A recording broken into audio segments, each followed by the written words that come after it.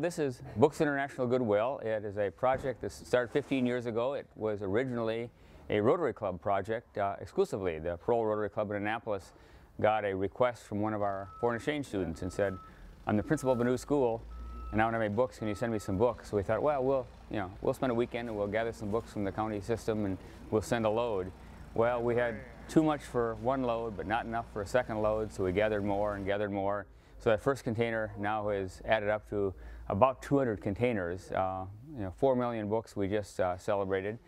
We've expanded out from containers, although that's our bread and butter. We are a bulk shipper. So a school in Africa or an Indian reservation in Arizona will contact us and say, we need elementary school library books, or we need college textbooks, we need general reading for our population. And so we will then gather the books, pack them up, send them to them. We are funded primarily, at least our initial money comes in from local Rotary clubs, but then we try to get the recipients to pay part of it if they possibly can. We have 8 book sales a year which fund what we're doing. We're always out there looking for grants. We've not hit the deep pockets yet, but we hit $1,000 here and $2,000 there. It costs us about $4,000 in real money to send a shipment to Africa or virtually any place outside the United States. And then there's also costs, obviously, with a warehouse and those sorts of things. You have 2 hours to load the truck, so you start paying big bucks if you don't have it loaded. So I figured I'd better learn how to do it right, or at least learn how to do it. I'm not sure I'm doing it right, but we're an all-volunteer operation. I'm very proud of the fact that we move these books for maybe a quarter or less than what some of the other organizations do. There's some wonderful organizations out there that ship books overseas, but they have decided that they have to do it with paid folks. We do it all with volunteers.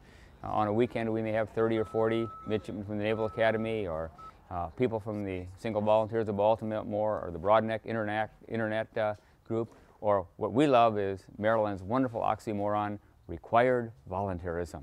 So we will have this time of year, particularly seniors who aren't going to graduate because they haven't put their 40 hours in, and they madly call up and say, "Can we come on Saturday and help pack?"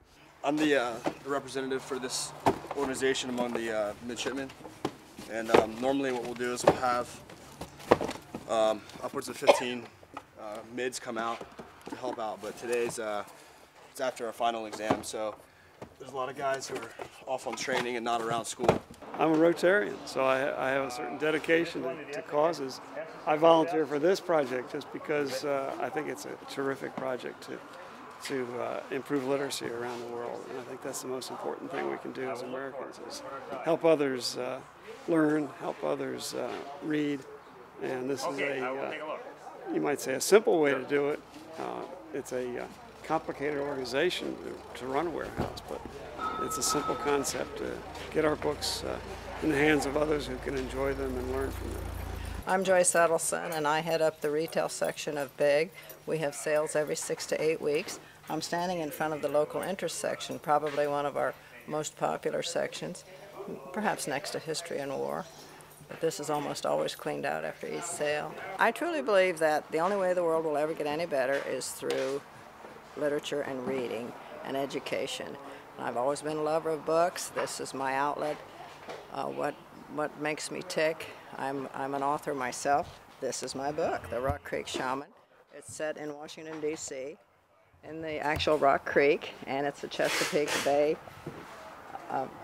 area also. It talks about that.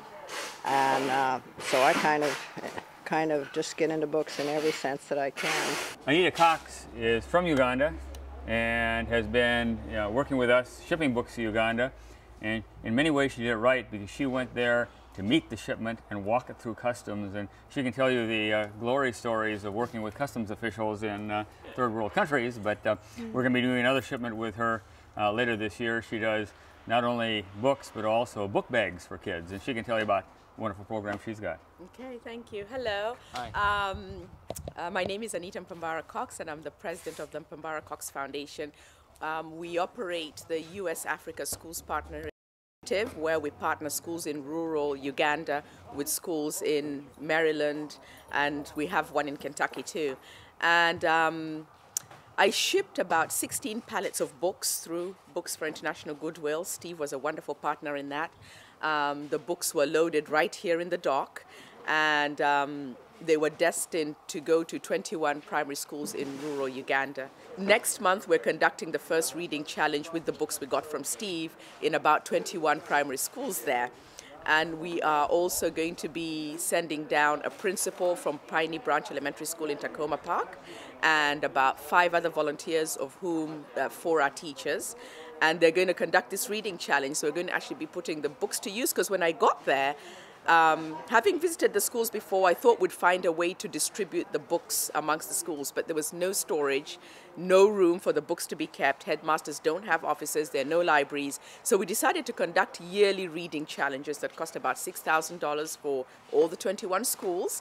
And what we'll be doing is letting the children take books home, which will be a first time that they're looking at library books and supplementary reader books. It's just so exciting to know you can save a book, that it's not going to be paper towels.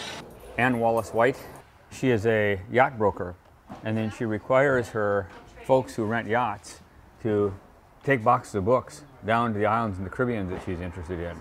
I arrange yacht charters worldwide, mostly in the Caribbean. And for many years, the disparity of wealth between the boats and the local people is sort of, the dichotomy is so massive. It's kind of hot air mass meets cold air mass. It's so big. I kind of have always felt I needed to do something about it. So I've been smuggling books, which for most of the 35 years, I have bought, begged, not stolen, from everybody, clients, my family and friends. And quite independently, I was packing books with a friend for one of these shipments, and Steve said, well, you know, some of these library books can't be sold. Why don't you take some of those to the Caribbean? So, yes, please, thank you very much. I started doing that, and we get the books to places they wouldn't get to otherwise. They go on yachts mostly. The crews come through here in the fall in Antigua and go to Antigua for a big international meeting, and then they get divvied up and we get them into places where this big. I mean, Union Island is probably 10 square miles, maybe less, and has 40% unemployment, annual income of about $3,000 a year, and is in the back of beyond. The story is basically, there are all these books. They're going to be turned into paper towels, or they're going to change the world. I know it sounds like I'm a crazy person, but in Union Island and much of the Caribbean, Haiti isn't unique. The Caribbean has hurricanes every year. These people are desperately poor in many of the islands. They don't ask. I've been doing this 35 years. When I'm down here and my nose has icicles or it's 150 degrees, I think, should I be doing this? Or should I be at home having a life? Or should I go back to the office? These kids, their life is different now because of those books and because they know the books are coming every year. This boy, there was a sticker inside of his book which says, "The streets are free." Then he went, it took him 2 years. There's a new librarian. Before, the one was a prune. This lady, Mrs. Weaver, once the teacher with the camera comes back, said she'd send me a picture, and she did. So this boy exhibited interest in the book that he read and took the initiative to tell someone. So this box of books, which are wonderful, his school will get 6 boxes of books chosen for them. I know their age group, I know what their interests are, because this little boy liked the book and said he did. So once the doors on this thing close up, where's it going to go? This will go to Baltimore and then go out on a ship to Mombasa, and Then from Mombasa, it'll go by truck to Nairobi on what they call a road, but I've been on it, and we drove the whole time in a like a road ranger kind of a deal with the bottom scraping, and then it'll go to this organization which has a number of schools, and they'll redistribute them. Number of schools and libraries. How long will it take to get there? About 6 weeks. It depends on which ship it gets on, but then we figure about 6 weeks. The Books for International Goodwill warehouse recently moved from Lothian to Annapolis, Maryland. To learn more about Books for International Goodwill, visit their website at big-books.org.